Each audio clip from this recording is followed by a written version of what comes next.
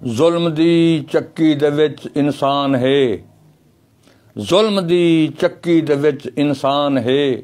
हक परस्तें को बहु अरमान है। कत्ल गाही जा बजा ताहू बना, बिल मुकाबिल अमरीका शैतान है।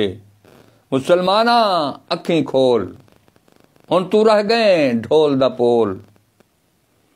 मुसलमाना अखी खोल, पहला काबा खसा बैठा है, बाबरी मस्जिद ढवा बैठा है, सऊदी ची आप सदा बैठा है। हुण क्या रह गए तेरे कोल? मुसलमाना अखी खोल।